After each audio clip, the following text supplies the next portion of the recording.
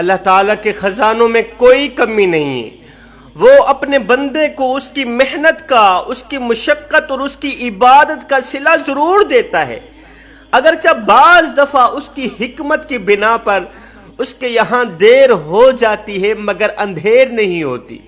وہ اپنے بندے کو اپنی نعمتوں سے ضرور نوازتا ہے۔ میرا اللہ اپنے بندے کو اپنے انعامات سے ضرور نوازتا ہے۔ جوانوں، آؤ میں تمہیں زندگی بدل دینے والا ایک واقعہ سناتا ہوں۔ یہ واقعہ آپ کے اندر چھپی مایوسی کو جڑ سے اکھاڑ کر باہر پھینک دے گا۔ وہ واقعہ کچھ یوں ہے کہ بنی اسرائیل میں دو بھائی رہا کرتے تھے، جن میں ایک مسلمان تھا اور دوسرا کافر تھا۔ ایک بھائی مسلمان تھا اور دوسرا کافر تھا۔ دونوں بھائی مچھلیوں کا شکار کیا کرتے تھے۔ کافر بت کو سجدہ کر کے جب مچھلیوں کے لیے جال دریا میں ڈالتا تو جال میں اس قدر مچھلیاں آ جاتی، جال اس قدر مچھلیوں سے بھر جاتا کہ جال کو کھینچنا مشکل بن جاتا، مگر مسلمان بھائی کی جال میں صرف ایک ہی مچھلی آتی تھی۔ کافر بھائی کی جال میں ہزاروں کی تعداد میں مچھلیاں آ جاتی، مگر افسوس مسلمان بھائی کی جال میں صرف ایک ہی مچھلی آتی اور وہ اس ایک مچھلی پر اپنی گزر بسر کرتا، اللہ تعالیٰ کا لاکھ لاکھ شکر ادا کرتا۔ ایک روز اس مسلمان کی بیوی اپنے مکان کی چھت پر گئی تو اس کی نظر کافر کی بیوی پر پڑی، کافر کی بیوی پر پڑی جو زیور اور بہترین لباس سے آراستہ تھی۔ یہ دیکھ کر اس مسلمان کی بیوی کے دل میں وسوسہ پیدا ہوا کہ کاش میں بھی ایسی ہوتی، کاش میں بھی اس طرح کے سونے زیورات سے لدی ہوئی ہوتی، کتنا اچھا ہوتا۔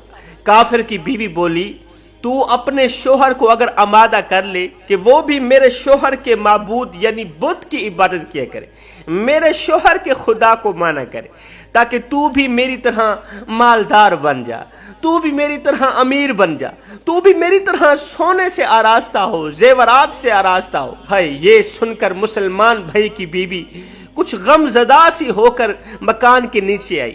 جب اس کا شوہر گھر آیا تو شوہر نے بیوی کا حال متغیر دیکھ کر دریافت کیا کہ آخر کیا بات ہے، آخر تو اتنی پریشان کیوں ہے، آخر کیا بات ہوئی ہے جس سے تو اس قدر غم زدہ معلوم ہوتی ہے۔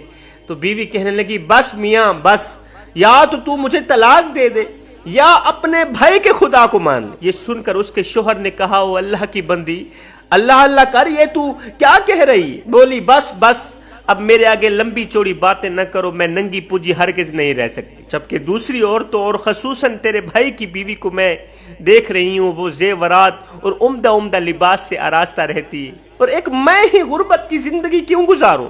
کیا میں عورت نہیں ہوں؟ میرا دل نہیں چاہتا کہ میں بھی سونے اور زیورات سے آراستہ رہوں۔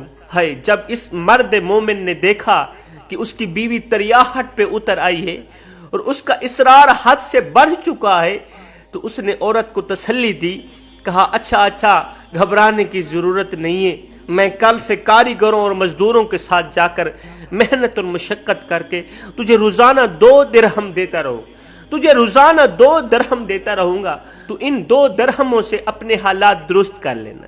یہ سن کر عورت کو کچھ تسکین ملی، کچھ تسلی ملی۔ صبح ہوتے ہی یہ مرد مومن مزدوری کی تلاش کے لیے نکلا، لیکن افسوس کہ کسی نے بھی اس مزدور کی بات نہ سنی۔ یہ غم زدہ مزدور روتے روتے دریا کے کنارے پہنچا، اس نے اللہ تعالیٰ کی عبادت کرنی شروع کر دی۔ دریا کے کنارے میں بیٹھ کر اللہ کی عبادت میں مصروف رہ کر رات کو جب گھر آیا تو بیوی نے دریافت کیا، آج تم کہاں تھے؟ وہ کہنے لگا، میں بادشاہ کی خدمت میں تھا، دنیا کے سب سے بڑے بادشاہ کی خدمت میں تھا، لیکن اس نے شرط رکھی ہے پہلے 30 دن کام کرنے پڑیں گے، 30 دن کے بعد ہی پورے مہینے کی تجھے مزدوری دی جائے گی۔ اس کی بیوی بولی، آخر وہ بادشاہ تمہیں کیا دے گا؟ اس نے کہا، میرا جو بادشاہ ہے بڑا ہی کریم ہے، بڑا ہی سخی ہے، اس کے خزانے مال و دولت سے بھرے پڑے ہیں، میرا بادشاہ مجھے وہ دے گا جو میں چاہوں گا۔ قصہ مختصر، یہ شخص پورا مہینہ اللہ کی عبادت میں مصروف رہا، پورا مہینہ دریا کے کنارے اللہ کی عبادت میں مصروف رہا۔ جب 30ویں رات آئی تو بیوی نے کہا، سنو میاں، اگر کل تم نے مجھے مزدوری لا کر نہ دی، پورے مہینے کی مزدوری لا کر نہ دی، تو تم مجھے ہر حال میں طلاق دو گی، ہر حال میں مجھے اپنی زندگی سے نکال دو گے، میں غربت والی زندگی ہرگز نہیں جینا چاہتی۔ 30ویں صبح کو اس نے ایک یہودی سے کہا کیا تم مجھے مزدوری پر لگا لو گے؟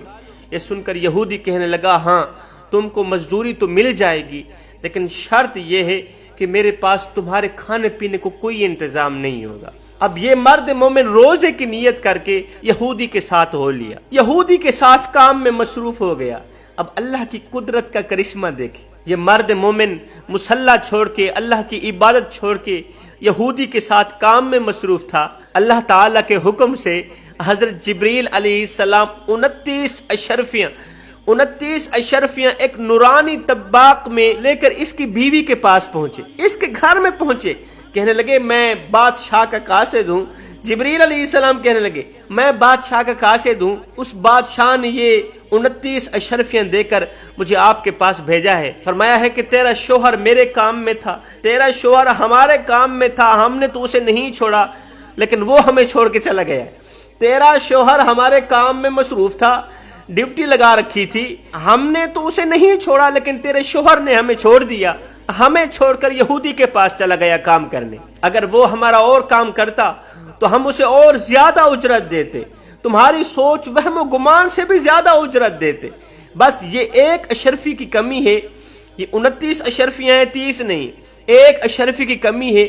اس کی وجہ یہ ہے کہ آج آپ کا شوہر ہمارے ہاں کام کرنے نہیں آیا۔ اب یہ عورت ان اشرفیوں میں سے ایک اشرفی نکال کر بازار گئی۔